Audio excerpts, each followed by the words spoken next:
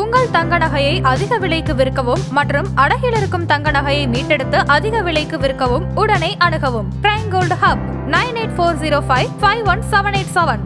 ஆஹா, no compromise. உங்க சைடுலயும் எங்க சைடுலயும். It's a GT promise. GT Holidays, South India's #1 travel brand. செங்கோட்டையின் இழப்பு இருக்குல்ல, இது மேற்கு மண்டலத்தில் பல பேர் விரும்புகிற. அவர் ஒரு மாபெரும் தலைவர் கிடையாது, அவர் பின்னாடி ஒரு பெரிய படை கிடையாது. ஆனால் அவர் போய் இன்னைக்கு ஏற்படுத்தி இருக்கிற சலசலப்பு இருக்குல்ல, செங்கோட்டையை தக்க வச்சிருக்கணும் எடப்பாடியா. நீங்கள் செங்கோட்டையை மார்ச் மாதம் வரைக்கும் வச்சு சீட்டு கூட கொடுக்காம கொடுங்க, ஏன் அனுப்பிச்சிங்க? இதுதான் கேள்வி. அதிமுகவுக்கு எவ்வளோ பெரிய சேதம் என்பதை எடப்பாடி தான் உணரணும். ஒரு விஐபிக்கு ஒரு 50 கோடி ரூபாய் அனுப்பி வைக்கப்பட்டிருக்கிறது. அதிமுகவை பலகீனப்படுத்த வேண்டும், இதுதான் அசைன்மெண்ட். அவருடைய முதல் படி தான் செங்கோட்டையன் அங்கிருந்து பெயர்ந்து தாவேக்காக்கு போனது. திமுக 360 டிகிரி வேலை பார்க்குது. எதிர்கட்சியை, அந்த கூட்டணிகளை எப்படி பலவீனப்படுத்தணும், யார் யாரோட சேரக்கூடாது, என்னெல்லாம் செய்தால் பாஜக தடுமாறும், இதெல்லாம் திமுக தினந்தோறும் மீட்டிங் போட்டு வேலை பார்த்துட்டு இருக்கு. சரி, ஓகே சார். எப்படி சார் இந்த முறை வந்து பாஜக பூச்சாண்டியை காட்டி கூட்டணி கட்சிகளை ஏமாற்ற முடியாது போல இருக்கே சார்? இன்னும் சில நாட்களில் தமிழ்நாட்டைச் சேர்ந்த ஒரு விஐபி டெல்லிக்கு சென்று ஹரித்வார் ராமரை பார்ப்பார். அந்த ஹரித்வார் ராமர் என்ன செய்ய போகிறான்னு தெரியல. யார், ஓபிஎஸ் அவர்களா? ஓபிஎஸ் தான். அவருமே தனி கட்சி ஆரம்பித்து விஜய் கிட்ட போகிறது தான் எனக்கு அதிக வாய்ப்பு இருப்பதாக எனக்கு தெரியுது. ஏன்னா டிடி தினகரன் சொல்கிறார், எடப்பாடியை வீழ்த்த வேண்டும், எடப்பாடிக்கு பாடம் கற்பிக்க வேண்டும் என்றால் நாமெல்லாம் விஜய் அணியில் இருப்போம். அடுத்த ஒரு வாரத்தில் அமித்ஷா சென்னை வரப்போகிறார். வந்து என்டி அலையன்ஸுக்கு டிடிவி, ஓபிஎஸ், சசிகலாவை கொண்டு வருவதற்கும், தேமுதிகவை அழைத்து பேசுவதற்கும், பிரிந்து கிடக்கிற பாட்டாளி மக்கள் கட்சி இணைப்பதற்கும் அடுத்த வாரத்தில் அமித்ஷா வரப்போகிறார். எடப்பாடி வந்து சொல்லிட்டா தெளிவாக, பாமக உள்ள வரணும்னு. உள்ளே வரணும், 2 பேரும் ஒன்றிணையணும். நீங்கள் ஆளாளுக்கு 20 கட்டாயம் கொடுக்க முடியும், மொத்தமே 20 தான். ஆமாம், 20, 22, 23.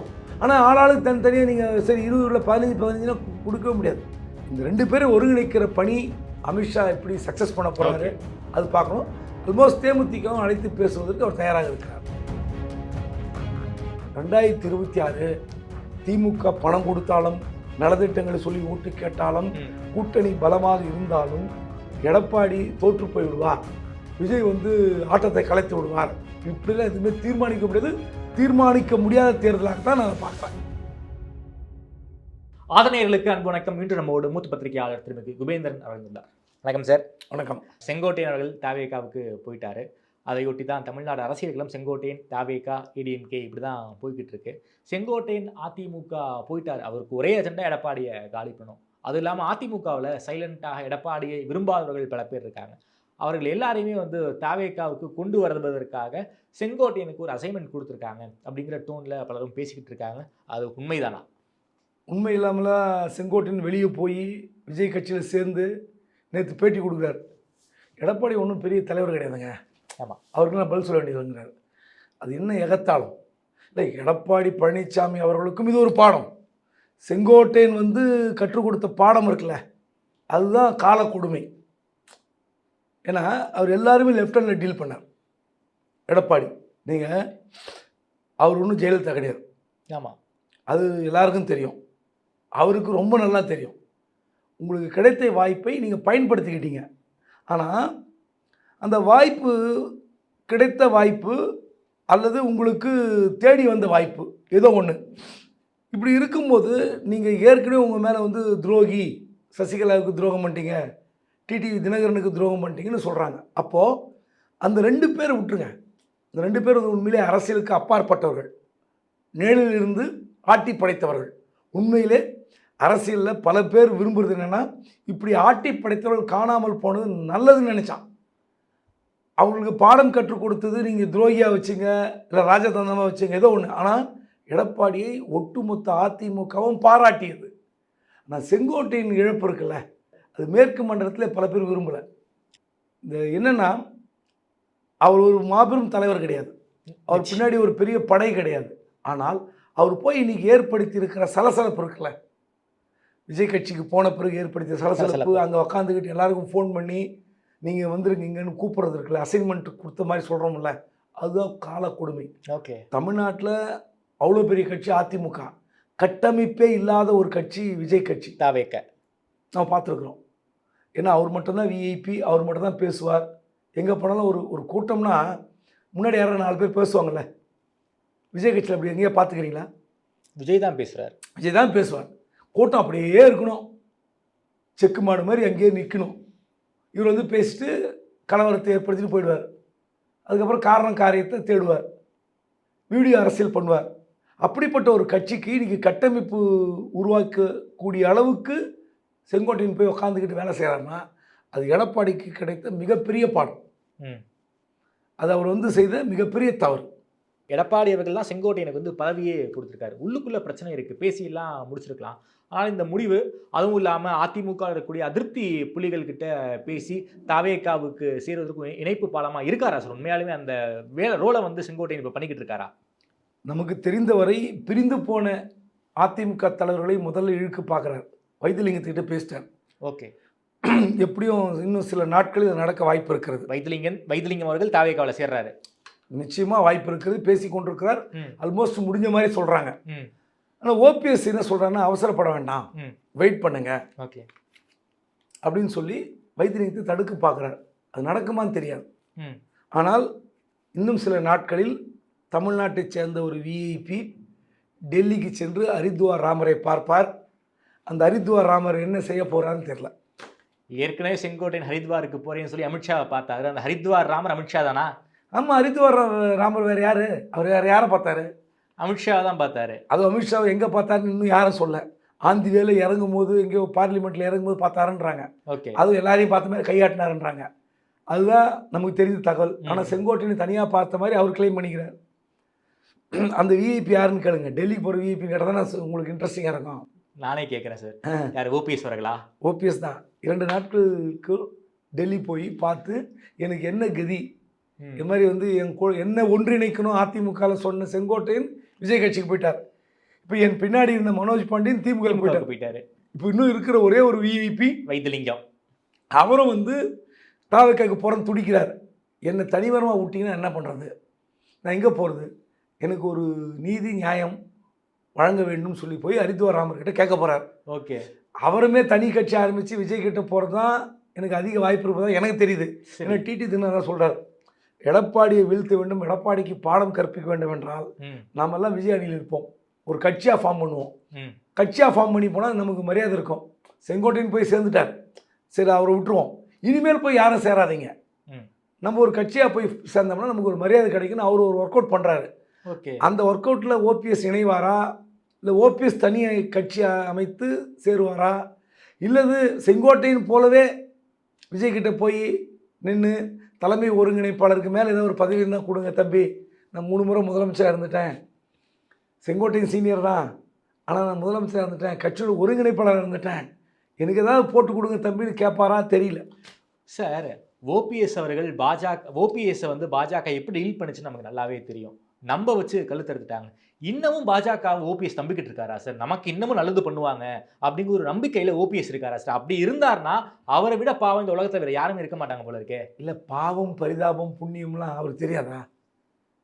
எங்கள் ஓபிஎஸ்க்கு பேச தெரியாதவர் அல்ல, அரசியல் தெரியாதவர் அல்ல, ஆமாம், எல்லாம் தெரிந்தவர். அவருக்கு என்ன தயக்கம், ஏன் பயப்படுறார்? ஒரு தெளிவான முடிவை எடுப்பதற்கு அவருக்கு என்ன பிரச்சனை? நீங்கள் இப்போ செங்கோட்டையனும் பாஜக நம்பி தான் இருந்தார். ஆமாம், இப்போ அங்கே போயிட்டார். அது பாஜகவோட அசைன்மெண்ட்டாக பின்னாடி பாஜக இருக்கா நான் விட்டுருவோம். ஆனால் போயிட்டாரா இல்லையா? பாஜகவில் சேரல, டிவிகேக்கு போயிட்டார். பட் ஓபிஎஸ் தொடர்ந்து தவறு செய்து கொண்டே இருக்கிறார். ஒரு கட்சி ஆரம்பிக்க போகிறேன், மதுரையில் அறிவிக்க போகிறேன்னாரு, ஏன் இன்னும் செய்யலை? போய் அப்போ எடப்பாடியுடன் சேர்த்து விடுவார்கள் அப்படின்னு நினச்சிட்டு இருக்கார். இப்போது அடுத்த ஒரு வாரத்தில் அமித்ஷா சென்னை வரப்போகிறார். வந்து இதெல்லாம் செய்ய போகிறார். என்டி அலையன்ஸுக்கு டிடிவி, ஓபிஎஸ், சசிகலாவை கொண்டு வருவதற்கும், தேமுதிகவை அழைத்து பேசுவதற்கும், பிரிந்து கிடக்கிற பாட்டாளி மக்கள் கட்சி இணைப்பதற்கும் அடுத்த வாரத்தில் அமித்ஷா வரப்போகிறார். சரி, அவர் வந்து என்ன முடிவு எடுக்கிறான்னு பாருங்க. அப்போ ஓபிஎஸ் தடுமாறி தான் நிற்பார், ஒரு தெளிவான முடிவு எடுக்க மாட்டார்.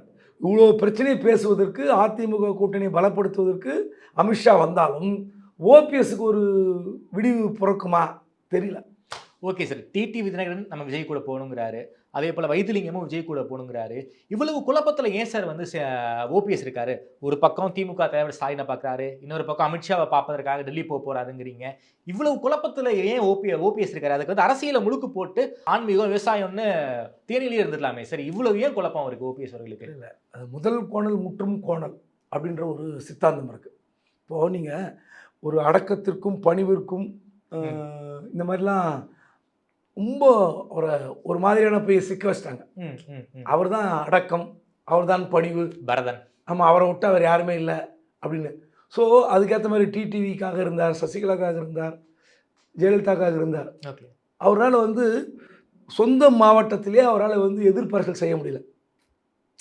ஒரு ஒரு ஒரு வாய்ப்பு கிடைக்குது. கட்சியின் ஒருங்கிணைப்பாளர் யார் ஜெயிக்க வச்சார்?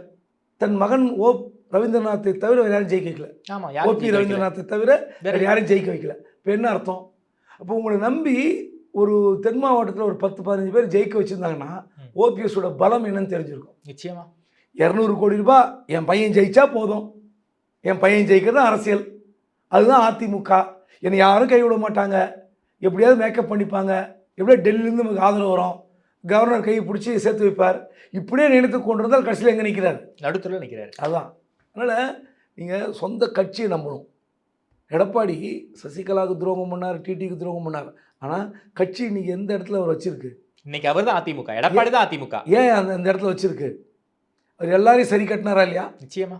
சிவி சண்முகம் எவ்வளோ மன வருத்தத்தில் இருக்கார் என்பது எல்லோருக்கும் தெரியும். தங்கமணி எவ்வளோ மன வருத்தத்தில் இருக்குன்னு எல்லாருக்கும் தெரியும்.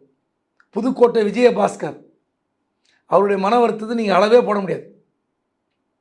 ஆனால் எங்கேயாவது எடப்பாடிக்கு எதிராக ஒரு கமெண்ட் அடித்து வெளியே வந்திருக்கா? இல்லை. ஏன் வெளியே வரல? அந்த அளவுக்கு எடப்பாடி அவங்க நம்புறாங்கன்னு நினைக்கிறேன். எடப்பாடி விட்டால் வேறு ஆள் இல்லை, கிடையாதுங்க. வேறு ஆளை அவர் எடப்பாடி நகர்த்திட்டு இன்னொரு ஆளை நீங்கள் அதிமுக தலைமை தாங்க சொன்னீங்கன்னா அது ஒப்பேறாது, டேக் ஆஃப் ஆகாது. ஆமாம். அப்படிப்பட்ட சூழலில் பட் நமக்கு இப்படி ஒரு கட்சி வளர்ந்துட்டோம், இங்கே இருந்துட்டோம், திரும்ப ஒருத்தர் போய் நம்ம இன்னொரு ஆளை கொண்டு வந்து நிறுத்தி சிக்கலுக்குள்ளால நமக்கும் சிக்கல் அப்படி நினைக்கிறாங்க. அந்த நினைப்பு தான் ஓபிஎஸ்க்கு வரல. சொந்த கட்சியை நம்பாமல் அடுத்த கட்சியை நம்பி வீணா போனவர் தான் ஓபிஎஸ். Okay sir. குறிப்பாக ஏடிஎம்கே என்ன மைண்ட் செட்டில் சார் இருக்காங்க? ஏன்னா செங்கோட்டையன் வெளியே போயிட்டாரு, அதிமுகலேருந்து ஒரு விஐபி, முன்னாள் அதிமுக ஒரு விஐபி வந்து விஜய் கட்சிக்கு போகிறாரு, டிடிவி போகிறாரு. அப்படின்னா என்டிஏ கூட்டணி அப்படின்னா ஒரு பலவீனமான நிலையில் இருக்குன்னு நாம் எடுத்துக்கலாமா? அமித்ஷா என்ன பண்ண போகிறார் தமிழ்நாட்டுக்கு? இந்த வராரு, அடுத்த வாரம் வராரு, எல்லாரும் ஒன்று ஒருங்கிணைக்க போகிறார். பாட்டாளி மக்கள் கட்சியை முதல்ல அழைத்து பேச போகிறார்கள். 2 கட்சியும் ஒன்று சேர்ந்தால் தான் அதுக்கு ஒரு மரியாதை. ஏன்னா அவருடைய எடப்பாடி வந்து சொல்லிட்டார் தெளிவாக, பாமக உள்ளே வரணும், 2 பேரும் ஒன்றிணையணும். பெரியவர் ராமதாஸுடைய முதல் கோரிக்கை, முதல் அஜெண்டா எடப்பாடி தான். ஓகே. அவர் கேட்குற நம்பர் கொடுக்க முடியாது. அதே மாதிரி அன்புமணி வந்து எனக்கு தனியாக கொடுக்குன்றார். நீங்கள் ஆளாளுக்கு 20 கட்ட எங்கே கொடுக்க முடியும்? மொத்தமே 20 தான். ஆமாம், 20, 22, 23. ஆனால் ஆளாளுக்கு தனித்தனியாக நீங்கள் சரி 20 15 கொடுக்கவே முடியாது. கட்சி ஓட்டு எல்லாமே அன்புமணி கிட்ட இருக்குது. பெரியவர் ராமதாஸிடம் ஒரு 100 ஓட்டு இருக்குன்னா ஒரு 10, 15, 20 ஓட்டு விடும். மீதி 75, 80 ஓட்டுக்கள் அன்புமணி தான் கிடைக்கும். அதனால தான் அன்புமணி ஜாலியாக இருக்கார். நீங்கள் என்ன வேணால் கதறுங்க, என்ன வேணால் கூப்பாடு போடுங்க, உயிரை தவிர எல்லாத்தையும் பறித்து விட்டார்னாரு. யார்? ஐயா, பெரிய ஐயா. தேர்தல் கமிஷனை ஏமாற்றிட்டார். அவர் அன்புமணி பேச்செல்லாம் கேட்குறாங்க. டெல்லியில் போராட்டம், சென்னையில் போராட்டம் எல்லாம் சொன்னார். அன்புமணி எங்கே இருக்கார்? ஜாலியாக ஏற்காடில் இருக்கார். ஒரு ஷாட்டில் மனைவியோடு ஜாலியாக இருக்கார். அப்பா கதறெல்லாம் அவர் காதல் விழாமல் இல்லை, அருமையாக ஜாலியாக சந்தோஷமாக இந்த குளிர்கால கூட்டத்தை அங்கே ஜாலியாக இருக்கார் ஏற்காடில். ஆமாம். அதனால் அவர் தெரியும் எப்படி இருந்தாலும் வேலுமணிக்கிட்டேயும் தங்கமணிக்கிட்டேயும் எல்லாருக்கிட்டையும் சொல்கிறது, சி விஷயம் சொல்கிறது என்னென்னா, அப்பாவை கூப்பிடாதீங்க, என்னை கூப்பிடுங்க. அதே சீட்டு, அதே நோட்டு, அதே ஸ்ட்ராட்டஜி. அப்பா கூப்பிட்டீங்கன்னா வேஸ்ட்டு அப்படிங்கிறாரு. இந்த 2 பேரும் ஒருங்கிணைக்கிற பணி அமித்ஷா எப்படி சக்ஸஸ் பண்ண போகிறாரு அது பார்க்கணும். ஆல்மோஸ்ட் தேமுதிகவும் அழைத்து பேசுவதற்கு அவர் தயாராக இருக்கிறார். சார், அதிமுகவை கலகலக்க வைக்க 50 கோடி இறக்கியிருக்காங்கன்னு சொல்கிறீங்க. அந்த 50 கோடி யார் சார் இறக்குனாங்க? பாஜக இறக்குனாங்களா, இல்லை தாவேக்கா இறக்கியிருக்காங்களா, இல்லை திமுக இறக்கியிருக்காங்களா? பெற்றுக்கொண்டது மட்டும்தான் எனக்கு கிடைத்த தகவல். சரி, கொடுத்தவர் யார் என்பது எனக்கு தெரியாது. ஆனால் ஒரு விஐபிக்கு ஒரு 50 கோடி ரூபாய் அனுப்பி வைக்கப்பட்டிருக்கிறது. அதிமுகவை பலகீனப்படுத்த வேண்டும், இதுதான் அசைன்மெண்ட். அதனுடைய முதல் படி தான் செங்கோட்டையன் அங்கிருந்து பெயர்ந்து தாவேக்காக்கு போனது. ஓகே, அந்த 50 கோடி ரூபாய் அசைன்மெண்ட்ல தான் ஃபர்ஸ்ட் விக்கெட் செங்கோட்டையன். ஆமாம், இன்னும் அடுத்தடுத்த விக்கெட்டுகள் வீழ்த்துவதற்கு அந்த விஐபி செயல்படுவார். அந்த பணம் தேவைப்படலாம், இல்லை அந்த பணம் வேண்டாம் இன்னும் கூடுதலாக தேவைனாலும் கொடுப்பதற்கு அந்த கோஷ்டி எந்த கோஷ்டியோ அந்த கோஷ்டி தயாரா இருக்காங்க, தயாராக இருக்கும். ஓகே சார், இவ்வளவு நடந்துகிட்டு இருக்கு. எடப்பாடியார் என்ன மைண்ட் செட்ல சார் இருக்காரு? அவரை சுற்றி குழி வெட்டிக்கிட்டே இருக்காங்க எடப்பாடியாரை சுற்றி, ஆனாலும் ரொம்ப தைரியமா இருக்காரு. என்ன நடந்துக்கு, என்ன மைண்ட் செட் எடப்பாடியார் இருக்காரு, என்ன பண்ணணும்? அசட்டு தைரியம். தயவு செய்து அவருக்கு அரசியல் தெரியாது புரியாதெல்லாம் சொல்ல முடியாது. எனக்கு தெரிந்து தமிழ்நாட்டில் நான் கம்பேரிசனுக்காக சொல்ல, நீங்கள் சமீப கால அரசியல்வாதிகளில் மிக தெளிவானவர் எடப்பாடி. ஆமாம், துணிச்சலான முடிவை எடுக்கக்கூடியவர் எடப்பாடி. ஆமாம், அவருக்கு தகவல் சொல்வதற்கு இன்றைக்கு ஆளுங்கட்சியில் இருக்கிற அதிகாரிகள் பலர் தயாராக இருக்கிறார்கள். இங்கே தும்பனா அடுத்த நிமிஷம் அங்கே கேட்டுரும். அந்த அளவுக்கு அதிகாரிகள் சோர்ஸ் வச்சிருக்காரு. எல்லாம் தெரியும், தெரியாமல் இருக்காது. அத்தனை நகர்வுகளையும் எடப்பாடி தெரிந்து கொண்டிருக்கார், அறிந்து வைத்திருக்கிறார். அவர்கிட்ட இருக்கிற ஐடி விங்கும் சாதாரண ஐடி விங் இல்லை. வெளியிலேருந்து ஒரு டீம் இருக்குது நமக்கு தெரிஞ்சது, ஆனால் உள்ளே இருக்கிற ஐடி விங்கும் சிறப்பாக செயல்பட்டு கொண்டிருக்குது. ஆனால் யார் பேச்சை கேட்குறாதான் தெரில. கேட்க வேண்டிய நபர்களின் பேச்சை அவர் கேட்காமல் கேட்கக்கூடாதவர்களின் பேச்சை கேட்கிறார்கள் என்றுதான் ஒரு பெரிய குற்றச்சாட்டு. கட்சியில் இருக்கிற பல பேருடைய அழைத்து பேசி, இனிமேல் நீங்கள் கோபிச்செட்டிப்பாளையத்தில் மீட்டிங் போட்டிங்களே அதுவே அப்செட்டு தான் அவருக்கு. அவர் எதிர்பார்த்த கூட்டம் வரல, அது ஒரு பெரிய முதல் அப்செட்டு. ரெண்டாவது, நீங்கள் செங்கோட்டையனை திமுகவுடன் 3 ஆண்டு கள்ள உறவு வைத்திருக்கிறான்னு சொன்னீங்களே, என்னென்ன ஒரு சொல்லணும்ல, பட்டியல் பண்ணணும்ல. செங்கோட்டையன் இப்படி இருந்தார், இவரை பார்த்தார், யார் கூட தொடர்பு இருந்தார், ஒரு 4 ஆதாரத்தை போட்டு தாக்கியிருந்தாங்கன்னா கோபிச்செட்டி அந்த மக்கள், கோபிச்செட்டிப்பாளைய மக்கள் உண்மையிலே செங்கோட்டையனை வெறுத்திருப்பார்கள். அசம்பிளிலேயே முதல்வர் 2-3 முறை பார்த்துருக்காரு. முதல்வரை ஒரு முறை பார்த்து எனக்கே தெரியும், பர்சனலாக போய் பார்த்தாரு. அதுதான் கூப்பிட்டு கண்டிச்சாங்க, வேறு தொகுதி விஷயமானு சொன்னாங்க. ஸோ முதலமைச்சர் மு க ஸ்டாலின் ஒரு தொகுதி எம்எல்ஏ என்ற அடிப்படையில் பார்க்கறது தப்பு இல்லை. நீங்கள் அனுமதி வாங்கினீங்களா, கட்சி தலைவர்கிட்ட அனுமதி வாங்கினீங்களா?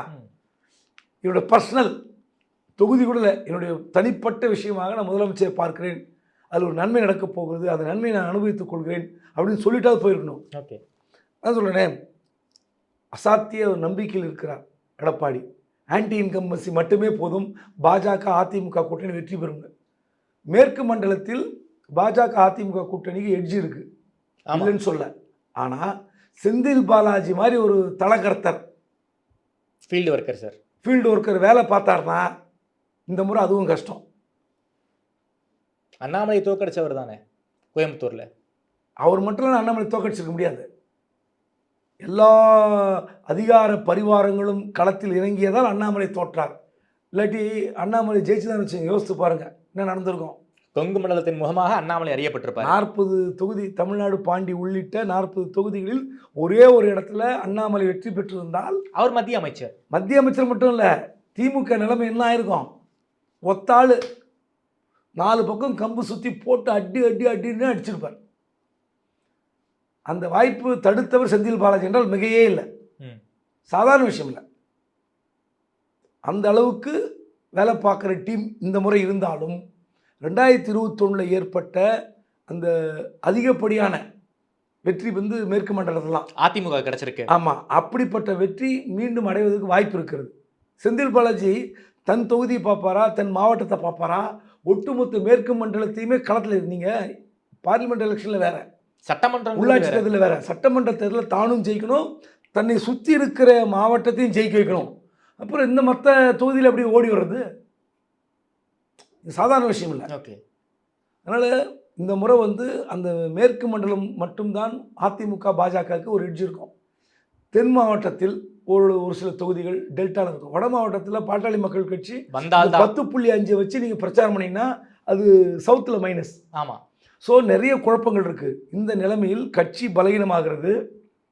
இப்படிப்பட்ட சூழலில் அவர் எடுக்கிற முடிவு தான் புரியாத புதிராக இருக்கிறது. முன்னாள் அமைச்சர்கள், அதிமுக முன்னாள் அமைச்சர்கள் பலர் தவிக்கிறார்கள். இவர் என்ன நினைக்கிறாரு, என்ன முடிவு எடுக்கிறாரு? ஆக்சஸ் இல்லையா சார் முன்னாள் அமைச்சர்களுக்கு, எடப்பாடியார் அவர்களுக்கு? ஆக்சஸ் இல்லைன்னு சொல்ல முடியாது. அதெல்லாம் அந்த அளவுக்கு எடப்பாடி பழனிசாமி விமர்சிக்கவே முடியாது. எந்த நேரத்திலும் அக்சஸ் பண்ண முடியும். சேலத்துக்கு போனால் பார்க்கலாம், இங்கே சென்னையில் வந்தால் பார்க்கலாம், அதெல்லாம் ஒன்றும் இல்லை. மாவட்ட செயலாளர்கள் மட்டும் அனுமதி பெற்று வரணும். முன்னாள் அமைச்சர்களாக இருக்கிற மாவட்ட செயலாளர்களோ இல்லை முன்னாள் அமைச்சர்கள் யாராக இருந்தாலும் வீட்டுக்கு போனால் முதல்ல உள்ளே விட்டுருவாங்க. ஓகே. அங்கே செக்யூரிட்டியில் சொல்லப்பட்டது தான், மாவட்ட செயலாளர் வந்தாங்கன்னா முன்னனுமதி வாங்கிக்கிங்க, வந்தால் வெயிட் பண்ண வைக்க வேண்டாம். ஓகே. அங்கே உட்காந்துட்டு அப்புறம் நேரம் போச்சுன்னு புலம்புவாங்க. டைம் அப்பாயின்மெண்ட் வாங்கிட்டு வந்து பாருங்கன்னு சொல்லி சென்னை வீட்டில் தெளிவாக சொல்லப்பட்டு விட்டது. அவர் அக்சஸ் இல்லைன்னு சொல்ல மாட்டேன், பட் என்ன நினைக்கிறேன், எடுக்கக்கூடிய முடிவு யாருக்கும் சொல்லாமல் இருக்காரு. ஆமாம், அதான் பிரச்சனை எடப்பாடியார் கிட்ட. என்னென்னா தேர்தலுக்கு பெரிய பொருட்செலவு தேவைப்படும். ஆமாம். திமுக ஆளுங்கட்சி பலமாக இருக்குது, இறங்கி அடிப்பாங்க, கூட்டணி பலம். இந்த நேரத்தில் இவர் பாட்டுக்கு செங்கோட்டையன் போனது ரொம்ப லெஃப்ட் ஹேண்டில் டீல் பண்ணான்னு சொன்னால ஃபர்ஸ்ட்டில், ஆமாம்.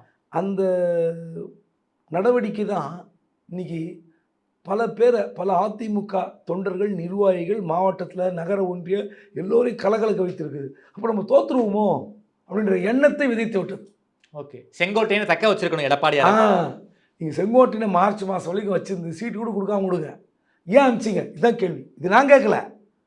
நான் ஒரு 3 நாள் கோயம்புத்தூர் மாவட்டத்தில் கல்யாண காட்சி அட்டன் பண்ணேன். அங்கே எல்லாரும் கேட்குற கேள்வி தான். ஓகே. அவரை அனுப்ப வேண்டிய அவசியம் என்ன?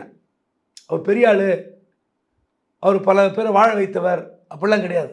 சசிகலாவை பார்த்தாரு, ஓபிஎஸ்ஸை பார்த்தாரு, டிடிவியை பார்த்தாரு. இதான சார் காரணம்? காரணத்தை விட்டுருங்க.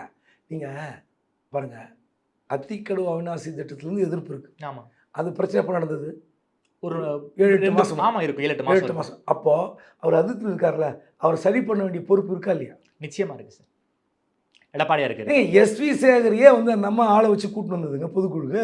முத்துசாமி வெளியே போறாருன்னா வேண்டாம், போக வேண்டாம் தடுத்தாங்க. கைப்பட லெட்டர் எழுதுறாங்க முத்துசாமி. ஃபோன் பண்ணாங்க, கைப்பட லெட்டர் எழுதுனாங்க. அப்படி ஜெயலலிதாவுடைய ஆளுமை முன்னால் முத்துசாமி, எஸ்வி சேகர்லாம் என்ன ஒன்றும் கிடையாது.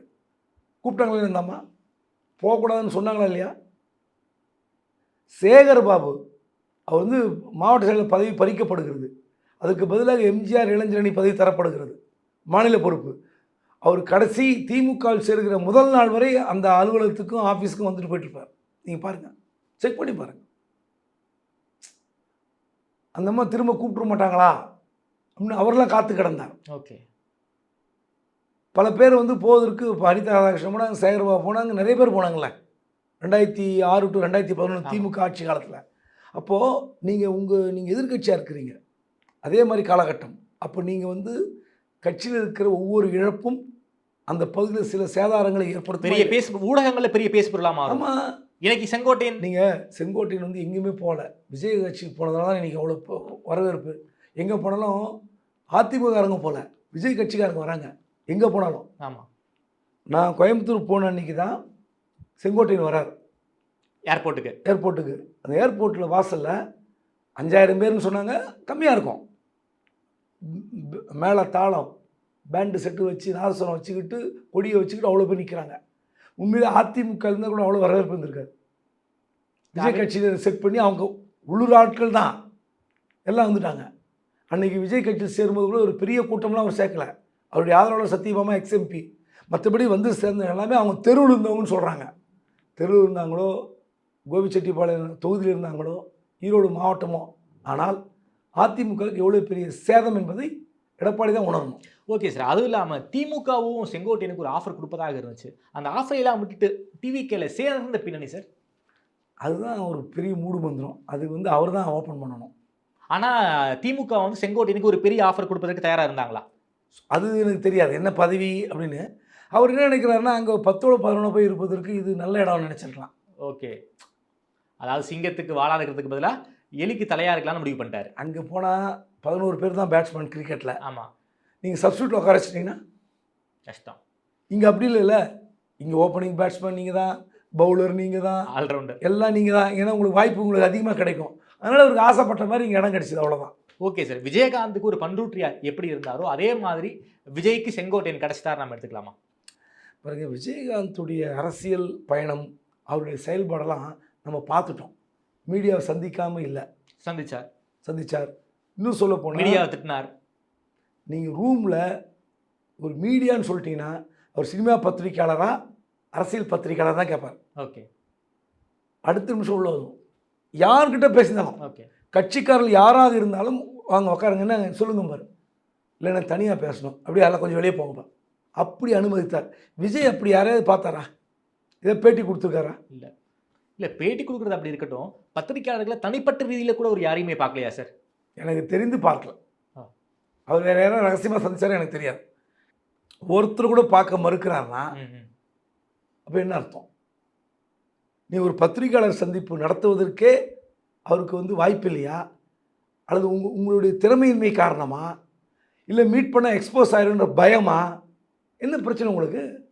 ஒரு பிரிண்ட் மீடியா மட்டும் பார்க்குறேங்க, எலக்ட்ரானிக் மீடியா மட்டும் பார்க்குறேன்னு பார்க்கலாமே. இவ்வளோ தயக்கப்படுறது இவர் போய் பண்ருட்டி மாதிரிலாம் அவருக்குலாம் ஏறாது. ஏன்னா அவர் வந்து உச்சாணி கொம்புல கொண்டு போயிட்டாங்க. நீங்கள் முதலமைச்சர், அதுக்கு கீழே இல்லை. அப்போ நம்ம நேராக உண்மையில் நேராக உட்கார வேண்டி தான் பாக்கி. தேர்தல் முடிந்த பிறகு பாக்ஸில் கவுண்ட் பண்ணால் விஜய் தான் இருக்கும் அப்படின்னு முடிவு பண்ணிட்டார். ஆனால் அது எவ்வளோ பெரிய அபத்தம் என்பதை விஜய் உணர்வார். Okay sir. சார் எல்லாற்றை விடவும் திமுக பற்றி உங்கள்கிட்ட கேட்கணும்னு நினைக்கிறேன் சார். தமிழ்நாடு அரசியல் களத்தை பொறுத்த வரைக்கும் எல்லாத்தை விடவும் ரொம்ப வேகமாக திமுக இருக்காங்க போல இருக்கு. அதாவது காங்கிரஸ் கட்சியில் வந்து ஒரு 5 பேர் கூட்டணி பேசுவதற்கு ஒரு குழுவை போட்டாங்க. விரைவில் அந்த சந்திப்பு வந்து நடப்பதற்கு வாய்ப்பு இருக்குது. இந்த வாரங்களே அந்த சந்திப்பு நடப்பதற்கு வாய்ப்பு இருக்குலாம் சொல்கிறாங்க.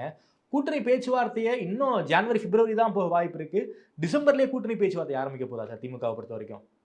அதாவது தொகுதி என்னன்னு கூட திமுக முடிவு செய்திருக்கலாம். காங்கிரஸுக்கு கடந்த முறை கொடுத்த தொகுதி எத்தனை? 25. அந்த 25ல் எது மிஸ் ஆகும், எது ஆட் ஆகும், அது கூட டிசைட் பண்ணி வச்சுருப்பாங்க. ஏன்னா திமுக 360 டிகிரி வேலை பார்க்குது. எஸ்ஐஆர்லேருந்து எல்லாத்துலேயும் 360 டிகிரி வேலை பார்க்குறாங்க. ஆமாம். எதிர்கட்சியை அந்த கூட்டணிகளை எப்படி பலவீனப்படுத்தணும், யார் யாரோட சேரக்கூடாது, என்னெல்லாம் செய்தால் பாஜக தடுமாறும், எல்லாம் திமுக தினந்தோறும் மீட்டிங் போட்டு வேலை பார்த்துட்ருக்கு. சரி, முதலமைச்சர் வேலை பார்க்குறாருல, முதலமைச்சரை சுற்றி இருக்கிற நபர்கள் டீம் வேலை பார்த்துட்ருக்கு. அப்படிப்பட்ட ஒரு வேகம் எடுப்பதுனால தான் நீங்கள் பாருங்கள், ஜனவரி மாதம் பொங்கல் ஆரம்பிக்கிறதுக்கு முன்னாடியே பாருங்கள் கூட்டணி முடிவாகி ஒப்பந்தமே போடப்பட்டிருக்கும். பொங்கலுக்கு முன்னாடியே. ஆமாம். ஏன்னா பொங்கல் தொகுப்பு அந்த கிடைக்குதுல்ல, அது வந்து எப்படி வேலை செய்ய போகுதுன்றதுக்கு முன்கூட்டி இறங்கினாதான் யார் கேண்டிடேட்டு, யார் மூலிமா கொடுக்குறாங்க, எல்லா வேலையும் கட்சிக்காரர்களுக்கும் பம்பர் பரிசு இருக்குது, மக்களுக்கும் பம்பர் பரிசு இருக்கிறது. சரி, எல்லாருக்கும் பம்பர் பரிசு காத்திருக்கிறது.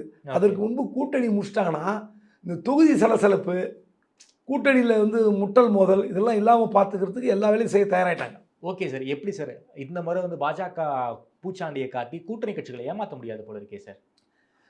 கூட்டணி கட்சிகளை வந்து வரது அது எப்படி சேர்க்குறாங்க, என்னென்ன தொகுதிகள் எல்லாம் விட்டுருங்க, நம்பர்ஸ் கேட்குறேன் சார்.